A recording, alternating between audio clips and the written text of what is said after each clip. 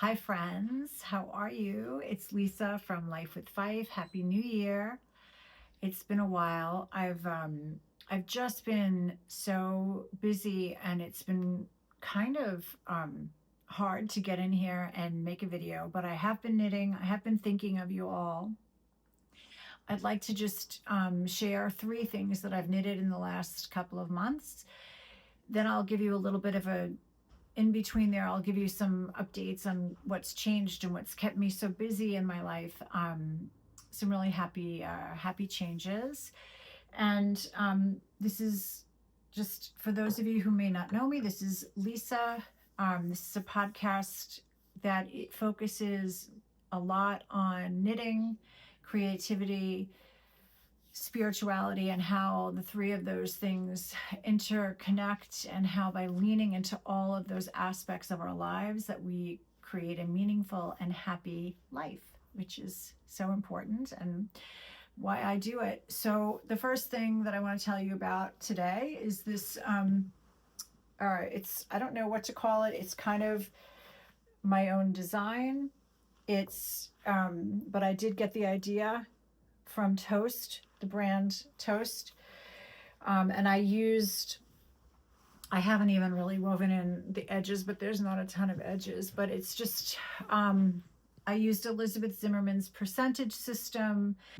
I was gifted some pink mohair, silk mohair, and some sky blue silk mohair. And I had some leftover twig brown from Pearl Soho in linen quill, and I just put them together and started to knit and loved the fabric that came out of it. And it is so warm and cozy. And I saw it on their catalog, their online catalog, several times, and I was like, oh, that's so gorgeous, what a great idea. And but I was just like, I'm not spending $300 or $375. I can knit this, but I rarely knit what I say I'm going to knit. But this time I did. A lot of knitting sometimes is like having the right yarn and the right mindset. And it was just like, I saw these three things together when I knitted a swatch up, and I was like, oh, they'd be perfect for this. So I really love this. Like I said, it's really warm. And yeah, this is the last knit of 2025. And 2025 has been an amazingly transformative year. Lots has happened. My youngest went off to college, and so that was a big change. Our oldest is living on her own and doing her own thing and doing well and is happy. And so all this energy that I've put into mothering has just been, kind of, I still have all of it, and I still have all the love, and I have all of that, but my kids don't need me in the same way anymore. And so any mothers out there, we all understand that this time in life can be challenging, but it also can be amazingly wonderful. And so as things happen, my work, I was teaching and I was enjoying my job, but I was longing for something new and different. I talked to them, and and there were some changes that were happening, and I was really excited to make those changes, even though it wasn't 100% what I wanted. It was new and exciting, and I was willing to kind of go ahead and take a leap and do something different. And then it just, I don't know, it wasn't meant to be. And and as those things, when those things happen in life, they can feel really devastating, and it can feel really frustrating.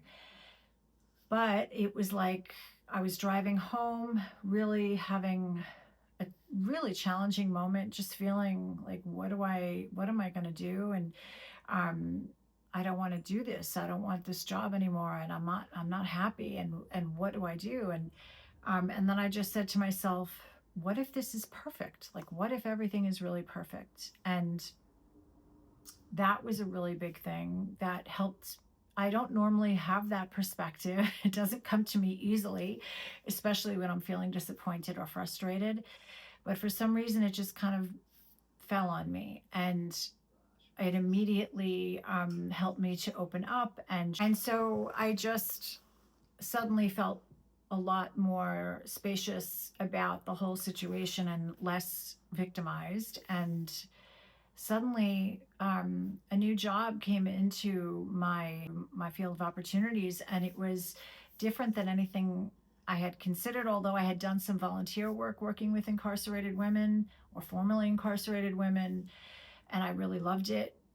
This was working with, currently incarcerated adult men, and um, and it just fell into place, and it has been the most amazing, the most transformative 4 months of my life. I love it so much. It's so meaningful. The writing is so great. It's so different than what people would imagine.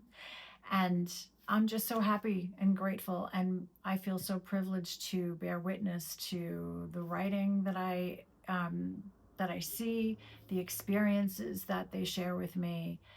And it's just been the greatest job I've ever had.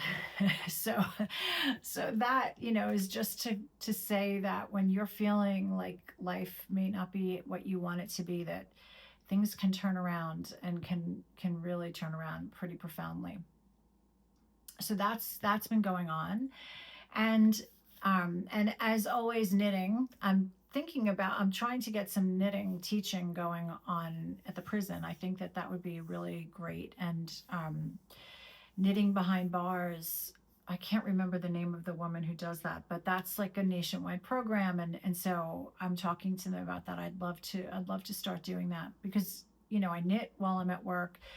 It always gets a lot of interest. And I think that, knitting would just be such a great activity to share with the students. So here's what I've been working on aside from this. I have, this is Dan Doe's Stratum. I worked on this over the summer, I guess towards the end of the summer. I really like it. I knitted it with Green Mountain Spinneries, Simply Fine Skinnies, and I can't remember the colorway with this, but it has like a really cool lacy sleeve, and then some drop stitching details with some lacy holes here. A really cool neckline. It's knitted in 4 pieces, and it's knitted flat, and it has a provisional cast on, which I did struggle with, and this yarn wasn't the greatest for that. It was a little sticky, but I ripped it back and I was able to get it done. And it came in 2 lengths, 15-inch or 16 inches and 18 inches. And I chose the 15 because I liked the more cropped version on her. But when I have a longer waist and I'm taller than she is, and I think I would have done better with the 18-inch. But as it stands, I think it's great for a summer knit. I could think this is something that would be great over a summer dress or a skirt, something like that. Really, really fun and relatively quick knit. This is I just love this, and I'm going to put this on and show you how it looks. This is the Roosty blouse by Ella. I want to say Ella Anderson, but I'm not entirely sure that that's her last name. But it's called the Roosty blouse, and or the Roosty tank top. And to be honest, I used the colorwork pattern. I mean, I just love it. It's so warm and so cozy, and I'm like so 100% back into Fair Isle knitting. It got me so back into this. I just love it. This was a very involved project. I did it again. Thank you, Elizabeth Zimmerman, because I basically followed her recipe that she gave in knitting workshop for Stu's vest. I used the pattern, and then I just did steeks at the arms, and I did a V-neck, and yeah. And while I was doing this, because this is a tank, and it has kind of boxy shoulders, and that's the part of the design. but I was thinking about how I might like it even better, or the next vest that I knit, I'd like to have more shaped shoulders. And I found someone who is an Elizabeth Zimmerman person and who does short row shaping for the shoulders. So I'll include that link in here. But this was really, really a fabulous knit. I love the pattern. I love the colors. These were leftover yarns, mostly Jameson Shetland. The orange is linen quill, poppy, which I just love. I think it's so, um, I don't know. It's just, it's such a nice contrast, and it's like a modern orange, and I just really, really love it. So really happy with that. And like I said, I've just been like drooling over Kate Davies designs, and I'm going to be knitting a hat, a Fair Isle hat, and of her design, and I'm going to also be doing some sweaters. And I think I'm just going to, buy the patterns, use the charts for the color work, but then I'm going to use Elizabeth Zimmerman's percentage system. And it works for me. I don't know. I really have a hard time following patterns. I don't know why that is, and it doesn't really matter, but so I'll be doing that. And it's just so freeing, like, to know that I can essentially just buy color work designs and make sweaters from them in vests. And so really, really, this is just reawakened, just like my life has been reawakened with my new job.